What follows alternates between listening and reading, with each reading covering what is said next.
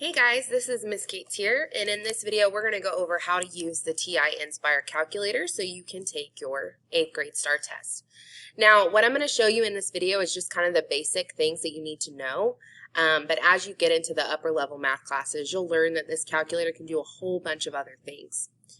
But for 8th grade math, we just need to know how to use the basic functions of this calculator. So, first, to turn it on, you're going to click on this on button right here.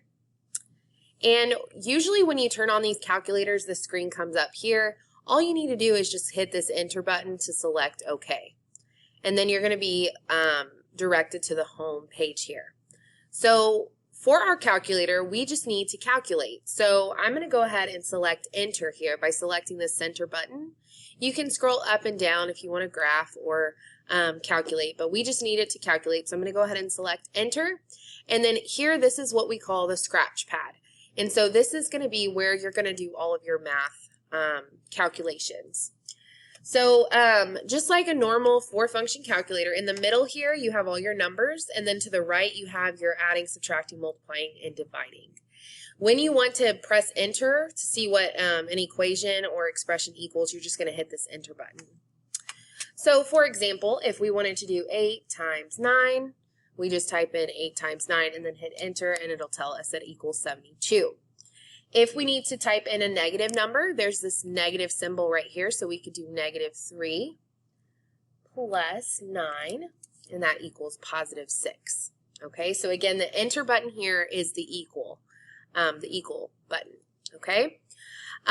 So the next thing I want to talk about is fractions. So we know, or we should know by now, that all fractions are just division problems. So if I want the calculator to simplify a fraction for me, I can go ahead and just enter the fraction in as a division problem. So let's take the fraction 3/6. So if I type in 3 divided by 6 and hit enter, it's going to simplify the fraction for me. So 3/6 is equal to 1/2. Now, if I want that fraction to be written as a decimal, the way that we do this is we hit the yellow button right here, and then we hit enter again. And it tells us that 3/6 or 1/2 is equal to 0.5. So again, let me show you what I just did. If we want to simplify a fraction, we can just type in the fraction as a division problem. So 6 divided by 9, and then hit enter. So 6/9 is equal to 2/3. If I want to convert this to a decimal, I'm going to hit the yellow button and then hit enter, and it'll convert it to a decimal for me. Okay? Now, there is another way to type in a fraction on these calculators, and so I want to draw your attention to all these little yellow, they're like a yellow-orange. It's like a little picture above all of the buttons. So these are additional functions that your calculator has, okay? So if we want to use those additional functions, we have to hit the yellow button before we click on that button. So for instance, if you notice right here above the division button, there's like a fraction. So if we wanted to use that fraction function, in order to do that, we have to hit the yellow button first, and then we're going to hit that division button. And that's another way we can type in a fraction. So for instance, I'm going to hit the yellow button and then hit the division, and we can enter in our fraction this way. Okay, and then hit enter. Again, the only way it's going to convert it to a decimal for us is if we hit that yellow enter again. Okay? Now, the next thing I want to talk to you about is how to square a number. So anytime you have an exponent that is a 2, in order to square the number, you're going to hit, like, let's say 9 squared. There's a little x squared button here, and so when we click on that, it's going to automatically square that number. So that's 9 to the power of 2, or 9 squared, and then we just hit enter. So 9 squared is 81. Okay? So let me show you again. If I wanted to do 10, I'm going to type in 10 and then squared. I'm going to hit this little squared button here. 10 squared, and then hit enter, and it equals 100. Okay? Now sometimes we need to enter in exponents that are not 2, and so in order to do that, we're going to use this little caret button. So let's say we had 4 to the power of 3, so I'm going to hit 4, and then hit the little caret symbol, and it's going to draw up a box that you can type in whatever exponent you want. So whatever your exponent is, you could type it in that box there. So let's say it was 4 to the power of 3. I'm going to type in 4 to the power of 3 and then hit enter. And that equals 64.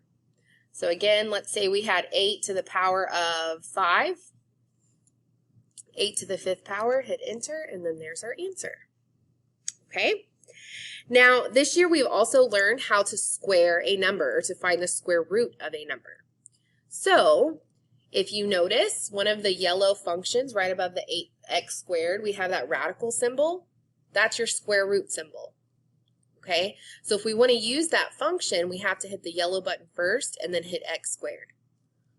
So if I wanted to find the square root of 64, I'm going to hit the yellow button, hit the x squared, and it's going to bring up that radical sign.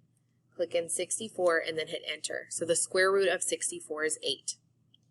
Again, the square root, hit the yellow, then hit that x squared button, the radical sign will come up.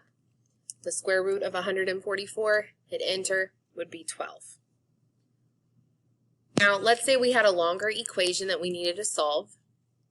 There are parentheses over here for your grouping symbols. Here's all your numbers and all your calculations. So I'm going to go ahead and type in a longer equation to show you what it might look like. So let's say we had 4 plus 3 to the 2nd power plus 9, hit enter. That would be 58. Okay. Now, if you want to do something extra to your answer, instead of having to type in 58 again, whatever your last answer is, if you want to go ahead, like if I wanted to do my answer divided by 2, instead of doing 58 divided by 2, I could just do divided by 2. It'll automatically put whatever your last answer was, it'll automatically plug that in for you, and then you can do more operations to it. And then just hit enter. So 58 divided by 2 is 29. Okay? All right, the pi button is down here by the keypad. You shouldn't really need to use this keypad, but the pi button is right here. So let's say I wanted to do 4 times pi. If you click the pi button, there's going to be a bunch of different symbols that pop up, but we just want pi. So I'm going to go ahead and hit the pi button and then select enter. And then whenever we hit enter again, it's going to calculate 4 times pi. Okay. If you're typing in a number and you accidentally select multiply instead of divide, all you need to do is hit the delete button and it'll delete it so that you don't have to retype it in again. Now, if you don't finish typing in something like 548 times and then I just hit enter, we're missing information to tell the calculator of what to do. And so you might have this error button that comes up, and so you would just hit OK.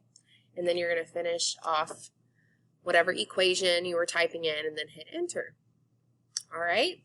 I think that's pretty much all of the things that you need to know in order to be able to use this calculator. It's pretty self-explanatory and you can figure it out just by looking at the keypad. It's very similar to calculators that you guys have been using. All right, I hope this video was helpful.